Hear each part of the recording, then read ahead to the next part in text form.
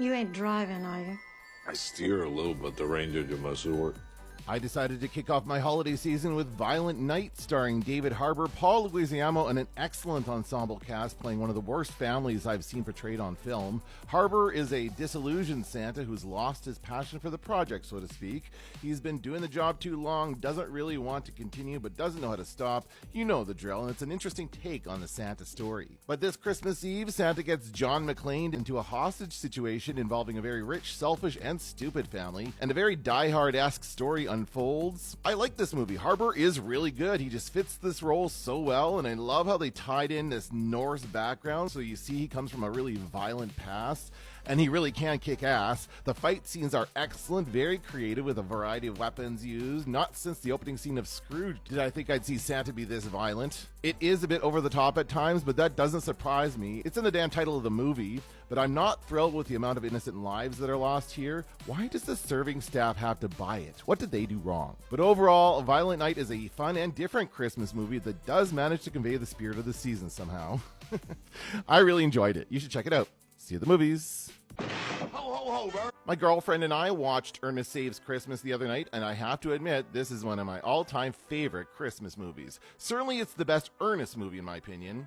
We had such a good time watching this. Jim Varney is so on point, not only as the mesmerizingly funny Ernest, but also in creating several distinctly hilarious characters throughout the film to achieve his goals. You see, Ernest gets caught up in a Santa changeover. You know, when the old outgoing Santa is too tired or out of Christmas energy or whatever, and he wants to pass the mantle on to a younger, more vibrant person who can continue on in the role of Santa Claus with renewed passion and energy. But children's TV show host Joe isn't necessarily interested in the job. Somehow a punky Brewster lookalike named Harmony becomes involved, and Ernest careens from scene to scene in an effort to literally save Christmas. This movie is so much fun. I've seen it so many times I could recite it by heart. Varney's Ernest character is one of the greatest created of all of media. I just love his story and remember his TV ads for Burns Meat Products very fondly. Check out Ernest Saves Christmas if you haven't seen it in a while. You can find it on Disney Plus, and let me know what your favorite Ernest movie is. This one is obviously mine. See you at the movies. Is that who I think it is? Oh my God, Black Santa! I knew Santa was black, man! I watched Candy Cane Lane, the new Eddie Murphy movie on Prime, which I did not have high hopes for. The trailer just made it look so generic and cookie cutter, and it is that kind of, but a solid script and good performances kind of saved this one. Murphy's character is obsessed with Christmas. He gives all his kids Christmas names, he handcrafts his own decorations, and he has to win his block's annual decorating contest where everyone goes all out in trying to outdo their neighbor's lawn-strewn festive spectacles. So, in an effort to get an edge on the competition, Murphy goes to a strange new Christmas store run by Jillian Bell, who tricks him into signing a magical contract, and of course, holiday hijinks ensue. Like I said, the script is really great. The dialogue kept me engaged the whole time. Murphy is excellent in this. It's a return to form in some ways, and Tracy Ellis as his wife really steals the film. I loved how the whole family gets involved in the plot, and the stop motion effects of the little miniature ornament guys are great.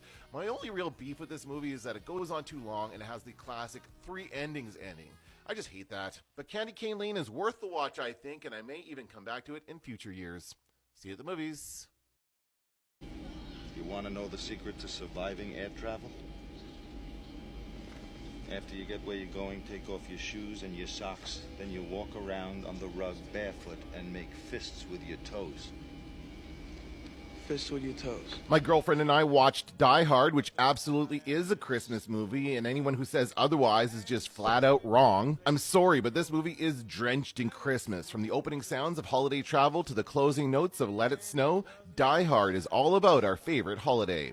Here's a fun fact. The guy who's sitting beside John McClane in the plane at the beginning of the movie, that's the same actor who played the agent in Ernest Saves Christmas, which came out the same year as Die Hard. So you see, it all comes full circle, and it's all about Christmas. Die Hard is a perfect film. We all know this. Bruce Willis embodies the anti-hero we didn't know we would love so much, and Alan Rickman creates, I think, one of the greatest villains in all of cinema. Not to mention the incredible supporting cast, the hilarious one-liners, and just jaw-dropping action. This time around, the elevator shaft scene had us both on the edge of our seats. No matter how many times you see it, Die Hard is an exciting watch. Not only is it a Christmas movie, it's a fun Christmas movie, and you should watch it tonight if you haven't seen it in a while. I want to know what your favorite line is from Die Hard. Let me know in the comments below. See you at the movies. Who's that guy? What guy? The Santa Jesus. Oh, Jesus. Is that what they think we did to him? Yeah. Can they tell I'm Jewish? Yes. Your sweater. I watched The Night Before, which I chose in the strength of the cast alone because I had no idea this movie even existed. I must have missed it, or maybe I just wrote it off as another stupid Seth Rogen comedy. Because let's be honest, he makes a lot of movies, and they're not all great. This is one of the good ones, though, mostly due to the great supporting cast. Joseph Gordon-Levitt is, of course, the best actor out of the bunch. He's very good, and Anthony Mackie is actually really funny. He's got comedic chops for sure. Levitt plays a guy whose parents die at Christmas time, and so Rogen and Mackie, his two best friends, comfort him by taking him out partying all night, starting a years-long tradition of increasingly elaborate, crazy Christmas celebrations. But now it must all come to an end as Rogen's character is becoming a father and Mackie is too famous, I guess, as a pro athlete. So they're going out one last time for the biggest night of Christmas partying ever. This movie was really funny and a bit jarring because you don't really think of Christmas as being a party all night kind of holiday, but I guess it really is. I mean, what are we all doing this holiday season if not getting shit-faced, singing karaoke, dancing on a piano, puking in a church drunk? That scene, by the way, may have been the funniest thing I've ever seen. Bravo, Seth. So check out The Night Before if you're like me and you've missed this gem. I'll definitely be coming back to it year after year. See you at the movies. Your cat crapped on my steps again. Yeah, who says you can't train a cat? I watched Grumpy Old Men, which isn't a Christmas movie per se, but it has a very key scene happen at Christmas time. This was actually my dad's favorite movie. More than anything else, he loved to watch Jack Lemmon and Walter Matthau call each other putz and schmuck and play practical jokes on each other. And it's still so much fun to watch these guys go at each other. These are such perfectly crafted characters, so much like someone we all know in our lives, and yet so perfect for this specific setting and story. And Lemmon and Matthau are just so natural together, you can tell there's years of friendship and trust built up there.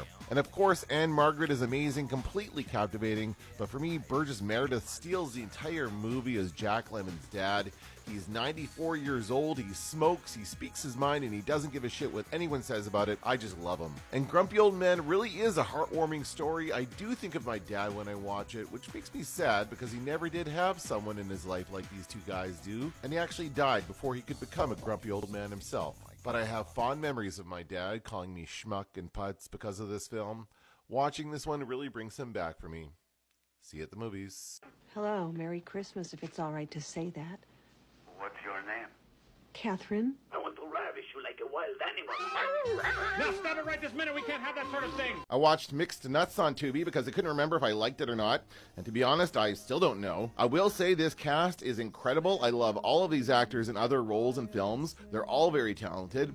It's just they all give really weird performances in this. Mixed Nuts is a weird movie, and I think it's meant to be, because these characters are all mixed nuts. Get it? But I have to say the liberties this film takes with mental health issues do not hold up by today's standards. In the film, an oddly brown-haired Steve Martin runs a crisis hotline for people to call when they are close to unaliving themselves. It's called Lifesavers.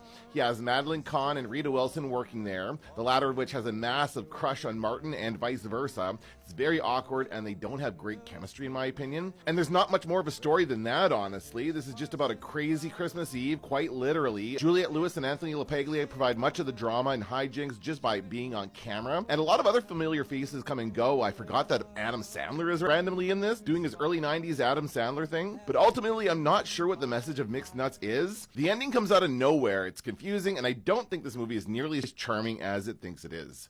Skip Mixed Nuts if you were thinking about it. See you at the movies.